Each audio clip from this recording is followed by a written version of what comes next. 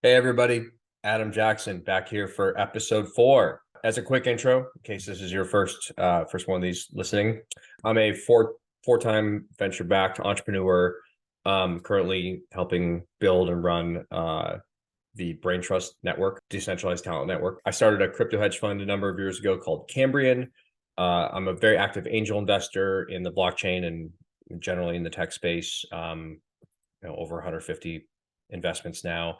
And I'm also LP in probably about a dozen tech venture and hedge funds. So I put this podcast together once a week, 10, 15 minutes long, just sharing lessons, interesting stories, experiences, that kind of stuff I learned along the way. So let's get to it. This week, I attended and got to speak at the Pantera LP event here in San Francisco. It was so last year was my first time attending. And just for context, I'm an LP in the fund as well as Braintrust is in their portfolio. So it's really been interesting to kind of see from both sides. Spoke last year on the real world applications of blockchain panel, which is super interesting and got tons of attention afterwards. Actually is what inspired me to start doing institutional investor family office kind of dinners. So I do dinner series in New York and San Francisco and have built a bunch of great relationships with folks that way. The Pantera event is what inspired me to do that. And so came back this year, was really excited to see what the mood and the tone would be given how we're in a crypto winter and sentiment around the space is really negative. And it was actually really impressive. There was probably 1,100 people there, a lot of big family offices, institutional investors, folks still really interested in the space. Interestingly, like all the panels were completely full, standing room only. It was at the Ritz-Carlton in San Francisco.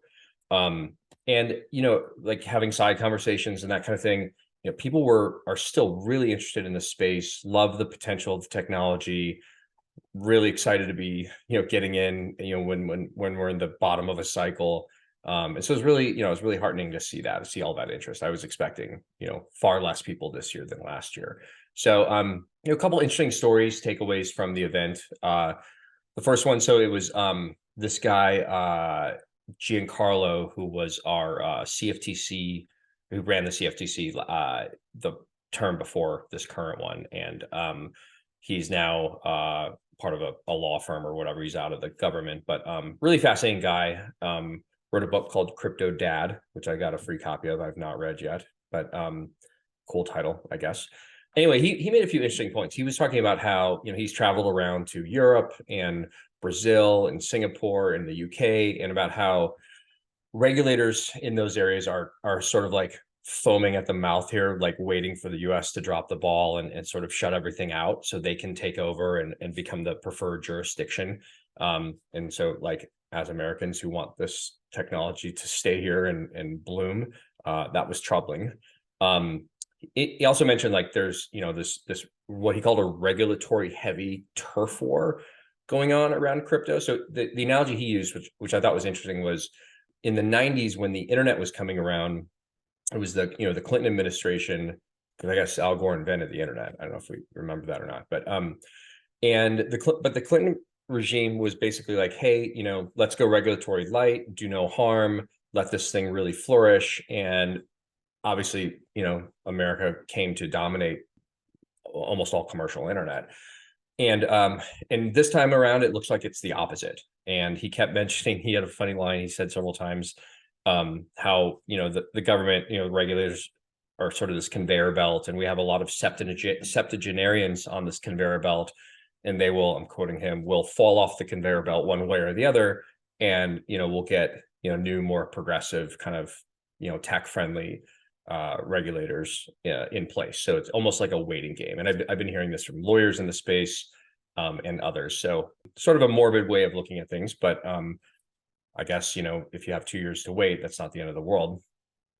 Another big topic was usability of the space. So what's interesting, I've been in this space since 2016 full time, and I'm a software engineer by training. Like I've written smart contracts myself, and myself and many others have always sort of acknowledged that usability was a big issue. But it's interesting, like the tone from blockchain, not from me, but from many in the space, has always been kind of like, well, if you're too dumb to figure out, then screw you, right? Like you shouldn't be here. And I thought it was very odd that now that everyone hates crypto and so many users have left and the space is under attack and so many investors have left, all of a sudden this theme is like, hey, we got to make this thing easy to use and not make people download Chrome extension wallets and all this other insane stuff. So it was nice to hear a little capitulation there. Something we believed with Braintrust all along is like you have to make the thing user friendly first. And so another analogy was made, which I completely agree with, is there's all these arguments over layer ones, and is Solana or Ethereum or Polygon or Aptos or any of these other new chains that all do the same thing. Like, who cares, right? I mean, you don't know if it's Google Cloud or AWS or Azure hosting your mobile application on your iPhone or the website you book your flights on. Like, nobody cares, right? No one cares what's running the back end. And these layer ones they're just hosting systems, right? They have different properties, but these layer one wars are a bit overblown, and we definitely do need to focus more on usability. Another interesting panel was called Wall Street Meets Crypto, and it had Ollie Harris from Goldman, Christine Moy from Apollo, and Chuck Mounts from S&P on the panel. It's actually really interesting. It was news to me. I mean, all those firms have very large blockchain staffs internally, like approaching 100 people or something like that per company that working on DeFi solutions. In fact, this S&P, this guy Chuck, who was very thoughtful, like really enjoyed his comments. His title is Chief DeFi Officer at S&P. And S&P is a ratings agency, and they're actually talking about how they're building infrastructure to be able to rate crypto companies and protocols and that kind of thing, which I thought was awesome. And that was definitely news to me that these big institutions are moving along as though DeFi is here to stay, and blockchain tech will continue to be important infrastructure in the global economy. And then we got to my panel at the end. I got to participate with Andy from Eco, Don from Chainalysis, and it was moderated by Dan Moorhead, who's the founder and CEO of Pantera. So just an awesome guy, really cool panel. The title of the panel was Crypto in 2033. So kind of making predictions. I love that format because, it's hard to be wrong, but I had a few people ask what I talked about. So I had two kind of predictions rolling forward. So the first one is obviously very congruent with what Braintrust does. Braintrust is a talent network that's owned and controlled by the talent that make their living on it. So fees are really low.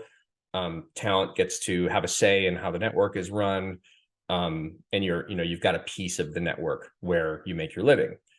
So I kind of rolled that forward to everyone in the world who trades their time for dollars should own a piece of the network where they make their living and have control over it, and basically moving kind of the working class into the ownership class. I think that does wonders for squeezing out middlemen who extract more value than they provide to a network, as well as creating these imagine like a new global network of people who deliver food packages and other people that could own and control the network through a tokenized network, like Ethereum or like Braintrust.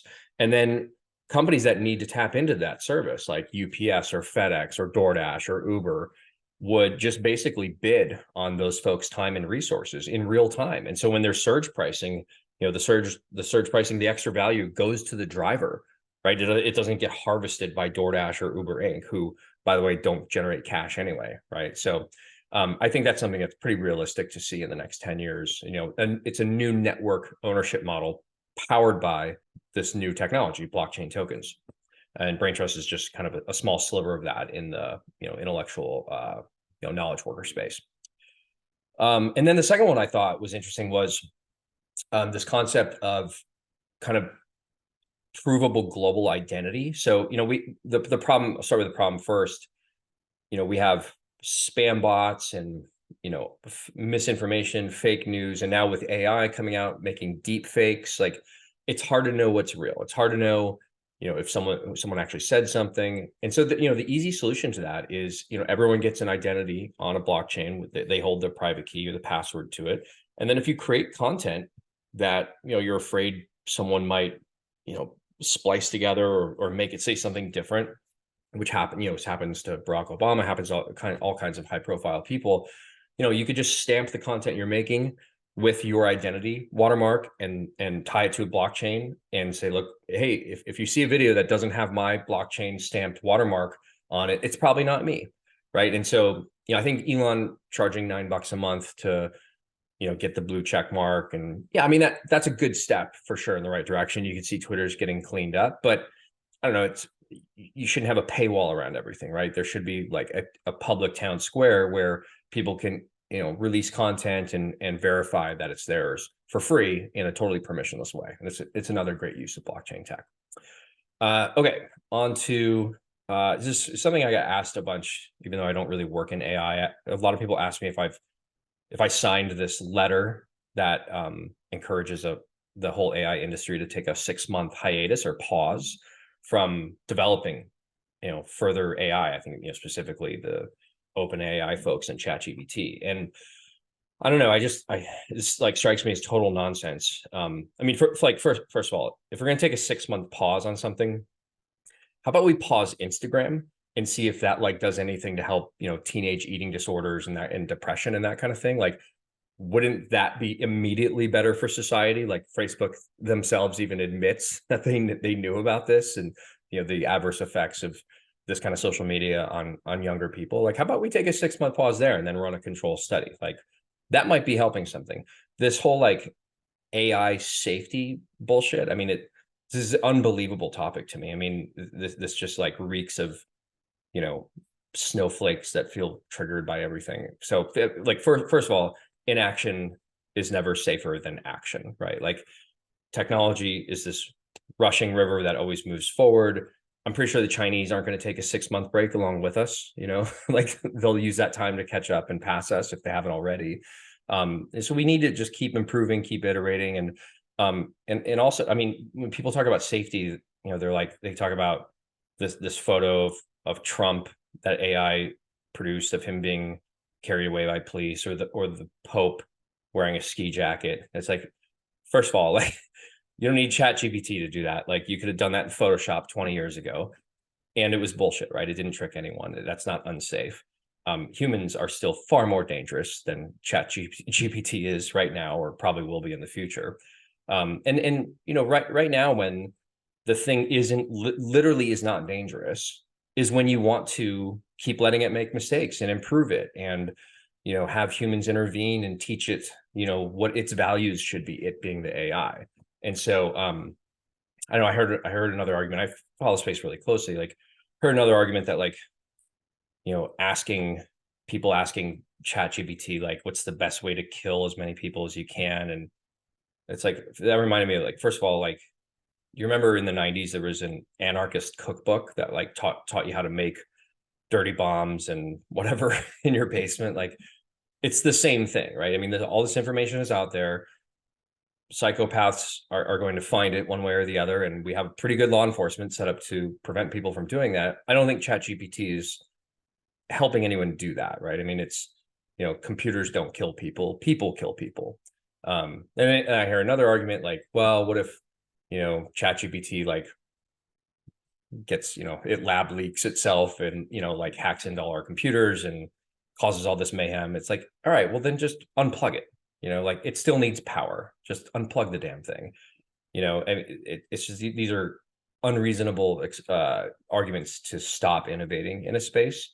There was another one that was my favorite, was what if it like takes over the existing robots that we have connected and has them turn on us?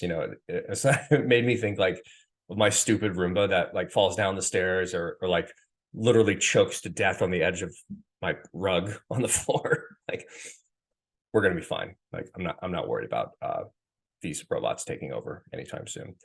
So anyway, that's my piece on AI. Let's keep moving forward on this. It's an amazing technology. It's super useful. I don't think it's going to take any jobs. I think it's going to make people who are knowledge workers even more effective. I've said this before. All right. So, and then close out here with some fun feedback. So I've gotten great feedback on this little short podcast so far. Please keep it coming. My my chief of staff, Anne, tells me I'm wimping out on topics. So hopefully this one was less wimpy. And then others have said, this is a really nice compliment, that it's nice to hear what I'm up to because it prevents people from having to talk to me live. I get that. Feelings mutual. Anyway, in all seriousness, tweet me, email me at Adam Jackson SF. Thanks for listening. Have a good week.